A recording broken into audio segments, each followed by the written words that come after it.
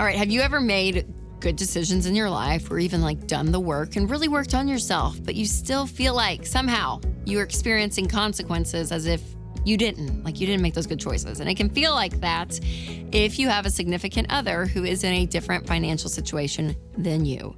Recently, Dr. John Deloney and I talked to a guy on the Ramsey show, and he was so hesitant to propose to his girlfriend who had $70,000 in debt because he was debt-free. So should this be a deal breaker? Well, we're going to talk about it. So make sure to like, share, and subscribe, and we'll get started. So first and foremost, acceptance is the first step. Because here's the deal. If you have worked very hard with your money to get yourself in a great place, the reality is most people out there are going to have debt. So if you are starting a relationship, more than likely they will have debt. As of mid-2024, the average American adult had around $66,772 in debt. So that's student loans, car loans, credit card debt, medical debt, all of it. So listen. Debt, it is, not a fun topic always when you're in it, and some of you guys are trying to get out of it.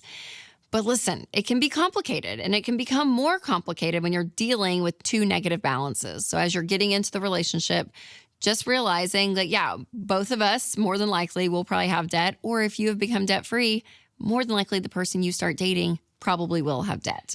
Now, if this sounds like you and your significant other, here's what I would say when it comes to dating or marrying someone with debt. Number one, marriages that thrive most view themselves as a team. So this is not to point fingers and be like, look what you did and what you're bringing into the marriage. Because listen, you have your faults too. They may not be financial, but the idea is to humble yourself and remember that when you are in a loving relationship, it is worth it to work through these differences, these challenges, and to say hey, when we do this, and if we go the distance and we get married, we are one in all of this, because resentment can build when you start pointing fingers and start dividing each other. So the more you can be aligned, knowing that, if this goes further and we end up together, we're going to see ourselves as a team to get out of this. Now, one place that I do see couples really trying to work on this is at our money and marriage events. Dr. John Deloney and I host these twice a year, and they are so fun, you guys. The Money and Marriage Getaway, it's over Valentine's weekend coming up in 2026. And it's really a chance for you and your spouse just to get away from the craziness of life and connect and communicate and get on the same page about your marriage and your money. And it is such a fun event. So make sure to check it out. I'll put a link down below if you're interested. Number two is if you decide to move forward, make sure you're moving forward working on being debt-free. So again, do not X someone out of a relationship because they have debts. Now, can that be an insight on how they view money, how they spend money, and if they're constantly living above their means, if they're not wanting to get out of debt, if they want to live with debt? If this is a part of who they are, that may be a red flag for you to be like, I don't see eye to eye with you on that. And that's going to be really stressful in your relationship. It is. And one of the leading causes of divorce in America today is money fights and money problems. So you want to see their heart and their intent behind it. But if they say, their value is they want to be debt-free, they want to get out of debt, they don't want to live beyond their means, they want to live within their income, all of those things, green flags all the way. So don't, move forward because they have debt. But ask yourself, what are they thinking about the current debt that they do have? And when you get on the same page with that and you're both bought in, it's a really beautiful thing. Now, one less thing for you and your spouse to have to worry about is your internet safety and protection. That's why Winston and I love and use Delete Me. So if you do not remove your personal data from the internet, it's basically like a billboard out there, you guys, with your name, your address, your email, even your kids' names are out there on sketchy data broker websites. And these data brokers, they love to collect your data, they sell it, and they make money, and then they put you at risk for scams and fraud. So here's the good news. Delete Me removes your data and helps protect you from phishing, harassment, and other online threats. And you guys, your family safety and financial security, it's too important to leave exposed. So sign up for Delete Me.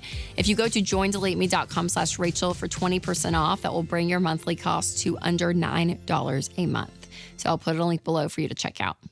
And number three is to shift your priorities to pay it off. So once you guys get married and you combine everything, then be like, okay, what's our very first step? And if one of you has debt going into the marriage, then it's that's our step, is to get out of debt. So together, sell stuff, get a side hustle, cut non-essential costs out of the budget.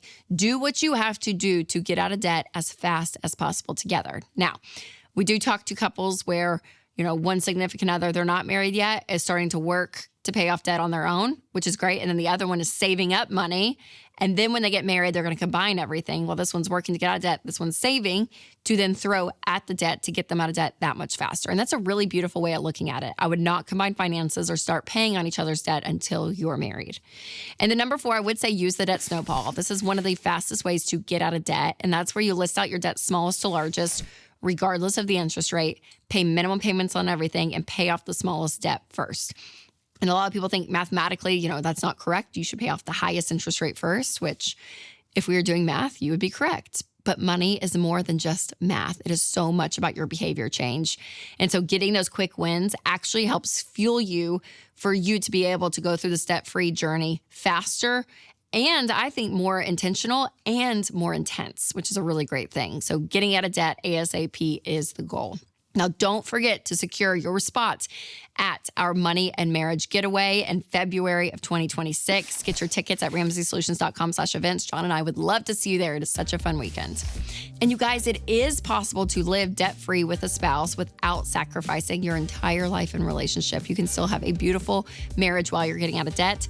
And if you don't believe me, check it out for yourself. Check out my episode. This couple turned paying off $32,000 in debt into a game, and my reaction.